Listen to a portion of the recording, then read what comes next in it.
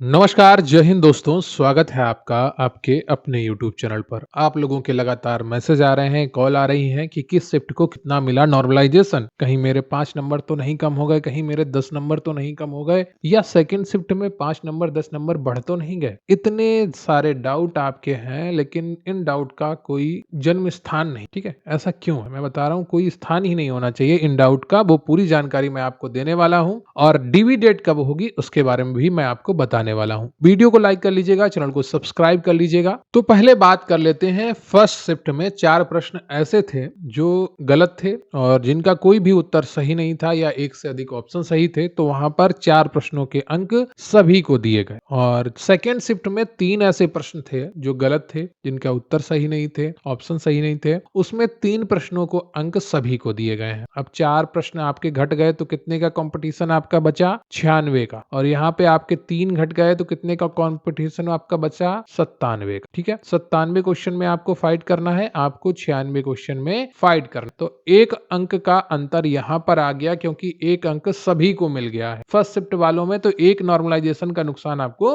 यहाँ पर हुआ है। फिर दूसरी बात आती है कि बहुत से लोग कह रहे हैं कि मेरे 6 नंबर घट गए, मेरे 5 नंबर घट गए। तो क्या हुआ कि बहुत से लोगों ने जो काउंटिंग की है, मान लीजिए उनके 50 54 सही थे, तो 54 उन्होंने पहले काउंट किए और ये 4 प्रश्न उन्होंने किए नहीं थे या उनके गलत ही थे। तो जब उनको पता चला कि 4 अंक सभी को मिले हैं, तो उन्होंने अपने 4 अंक जोड़ लिए और उनके हो गए 58। क्या हो गए? उनके हो गए 58। अब वो कह रहे हैं कि 4 नंबर मेरे तो 58 थे, फिर भी मेरा नहीं। ठीक है, तो ऐसा कुछ भी नहीं है। आपके जितने अंक थे उसी में से घटेंगे, 4 अंक उनको मिले हैं, ठीक है, जिन्होंने अटेम्प्ट नहीं किया था या सही नहीं किया था। एक बात तो ये हो गई, आपका यहाँ पर डाउट ये होना चाहिए। तो यहाँ पर 4 अंक की जो वैल्यू घटी है, उसकी वजह से आपको बहुत सी जगह पर आपको 5 या 6 या 7 दिख रहा है। 4 नंबर आपने जोड़े नहीं है या घटाए नहीं है, वो यहाँ पर है। अब नॉर्मलाइजेशन का जो इफेक्ट है, फर्स्ट शिफ्ट में भी 2 से 3 नंबर का है और सेकेंड शिफ्ट में भी 2 से 3 नंबर का है। एक्चुअल डाटा किसी के पास नहीं, ठीक है, ये बात आप ध्यान रखिएगा। एक लड़की मुझे बता रही थी कि उसका 47 नंबर है, लेकिन उसका डीबी में हुआ है। ठीक है, डीबी में उसका हुआ है और वो सेकेंड शिफ्ट की लड़की थी। अब उसका डीबी में कैसे हुआ होगा? उसके 47 नंबर ये थे और 3 नंबर उसके ये जुड़े होंगे, उसने ये नंबर नहीं जोड़े थे जो सभी को मिले हैं, उसके ये तीनों प्रश्न गलत थे। तो उसके यहाँ पर हो गए 50, ये 3 नंबर जोड़ के, और प्लस उसको 3 नंबर का नॉर्मलाइजेशन मिल गया होगा। तो यहाँ पर उसके कितने हो गए? 53 नंबर। ठीक है, कितने हो गए? 53 नंबर। तो 53 नंबर पे उसका डीवी हो गया। ठीक है, तो इस प्रकार से नॉर्मलाइजेशन का आपको अंतर दिख रहा है कि वो 47 बता रहा है और मेरा हो गया। पर ऐसा नहीं हुआ कि 5 नंबर 6 नंबर 7 नंबर का आपको नॉर्मलाइजेशन मिला हो, 8 नंबर 9 नंबर का नॉर्मलाइजेशन 2 से 3 नंबर का ही है, अंतर आया है। बस फर्क ये हो गया है कि जो फर्स्ट शिफ्ट में 4 क्वेश्चंस के अंक सबको मिल गए, तो यहाँ पर 96 का कंपटीशन रह गया, और सेकेंड शिफ्ट में 3 अंकों का नंबर सबको मिल गया 3 प्रश्नों के, तो यहाँ पर 97 का कंपटीशन रह गया। ठीक है, तो ये चीज आप ध्यान रखिएगा। अब बात कर लेते हैं संभावित डीवी डेट की। तो मैंने आपको शुरुआत में ही बताया था कि 10 से आपका जो 20 दिसंबर है, 12 से 20 दिसंबर के बीच में आपकी डीवी लगेगी। तो काफी लोग 5-6 दिसंबर बोल रहे थे, 8 दिसंबर 9 दिसंबर बोल रहे थे,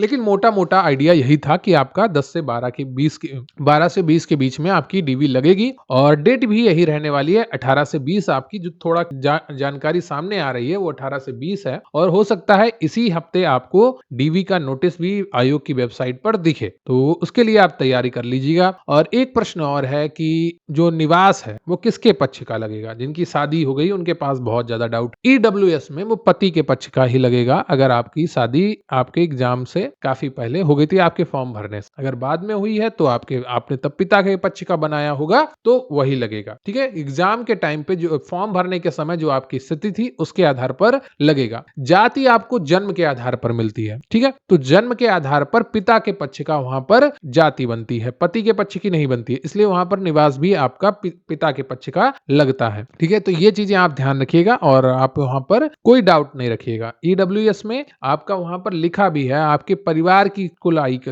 कितनी है, कुल संपत्ति कितनी है। तो आपका नया परिवार तो आपके पति का परिवार है ना, वहां पर नहीं है आपके पिता का परिवार, वो आपके परिवार में नहीं आता है, तो इसलिए यहाँ पर निवास भी आपके पति के पक्ष का लगेगा ईडब्ल्यूएस में। क्लियर है आपको? तो उम्मीद करता हूं आपके सभी डाउट दूर हो गए होंगे। और एक चीज और, आप में से काफी लोग सोच रहे हैं या बात कर रहे हैं हर जगह कि कोर्ट जाएंगे, ये करेंगे वो करेंगे। कुछ नहीं होने वाला है कोर्ट जाके। ठीक है, आप नोट कर लीजिए मेरी बात। ये नॉर्मलाइजेशन नॉर्मलाइजेशन प्रक्रिया जो है ये काफी पुरानी है, कोई नई नहीं आई है, कई बार कोर्ट जा चुकी है और कोर्ट में आयोग के पक्ष में ही निर्णय दिया है। आप जाएंगे कोर्ट, आयोग बस वो ऑर्डर रख देगा कि इस पर सुनवाई हो चुकी है, तुरंत कहेगा जज जाइए, हो गई सुनवाई, केस डिसमिस। ठीक है, तो ये चीजें हैं। कोई आपको बरगला रहा है, आपकी नाकामयाबी का ठीकरा किसी और पर फोड़ रहा है, आप बहुत खुश हो रहे हैं, लेकिन ये मत करिए। एक बेकार इंसान ही अपनी नाकामयाबी का ठीकरा दूसरे पर फोड़ता है, अपने बाप पर, अपनी माँ पर, अपने भाई पर, अपने बच्चे पर, अपने पति पर, अपनी पत्नी पर। लेकिन एक जो समझदार व्यक्ति होता है, जिम्मेदार व्यक्ति होता है, अपनी गलती को स्वीकार करता है और देखता है कि क्या कमी रह गई है, अब दोबारा ऐसी गलती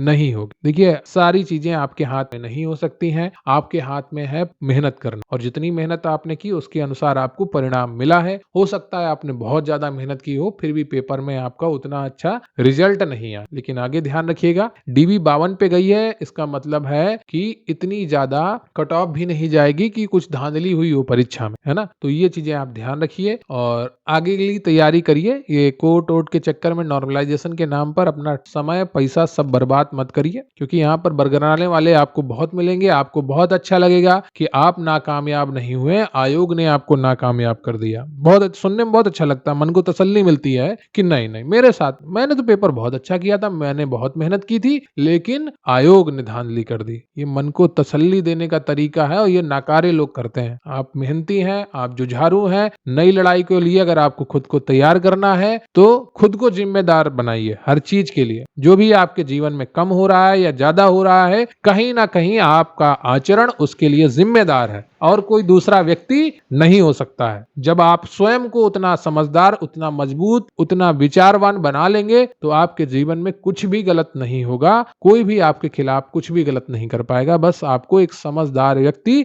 बनना पड़ेगा कि चीजों को कैसे हैंडल करना है। ठीक है, तो ये रही ज्ञान की बातें, जो थोड़ा बहुत लोग परेशान हैं कि क्या होगा क्या नहीं होगा। कोर्ट में कुछ नहीं होगा, नॉर्मलाइजेशन के नाम पे ना भर्ती अटकेगी ना कुछ होगा, बस एक ही तारीख में वो सब डिसमिस हो जाएगा, क्योंकि इस पर सुनवाई हो चुकी है नॉर्मलाइजेशन पर बहुत पहले। मिलते हैं अगले वीडियो में, तब तक के लिए जय हिंद, जय भारत।